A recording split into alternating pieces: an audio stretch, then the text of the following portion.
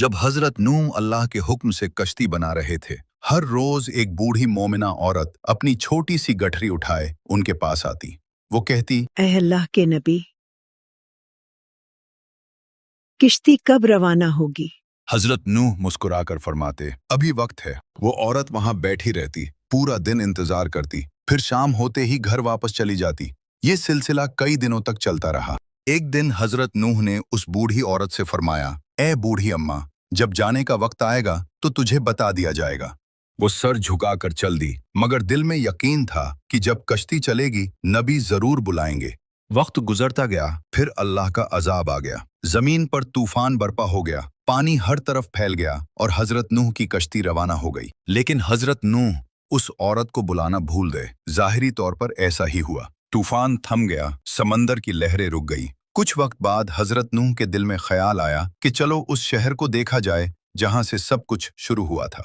वो कश्ती से उतरे और शहर की तरफ चल दिए। जब शहर पहुंचे तो देखा हर तरफ वीरानी और तबाही है, मगर एक कोने में एक झोंपड़ी से रोशनी आ रही थी, एक दिया जल रहा था।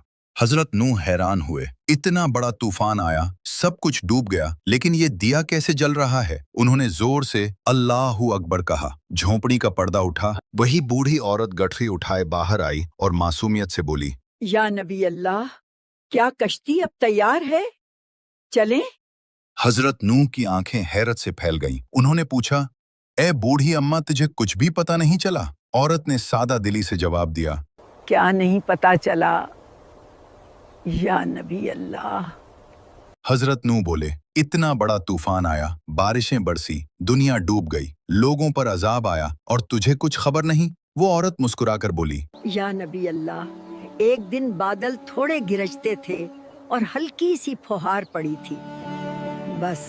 हजरत नूह ने आसमान की तरफ देखकर फरमाया, ए मेरे रब, ये क्या मोजिज़ा है? तब अल्लाह ताला ने उन पर वही नाजिल फरमाई, ए मेरे प्यारे नबी, इस औरत के दिल में तुम्हारी मोहब्बत थी और तुमने इससे वादा किया था कि जब कश्ती रवाना होगी तुम इसे ले चलोगे। तुम अपना वादा भूल गए, लेकिन मैं रब्बुल आलमीन तुम्हारे वादे का भी जिम्मेदार हूँ।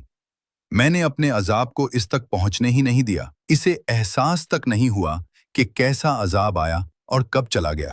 ये वाक़या इमाम सज्जाद से रिवायत के तौर पर मशहूर है, मगर कुरान या सही हदीस की किताबों में साबित नहीं। ये सिर्फ इबरत और मोहब्बत का सबक देने के लिए सूफियाना रिवायत के तौर पर बयान किया जाता है।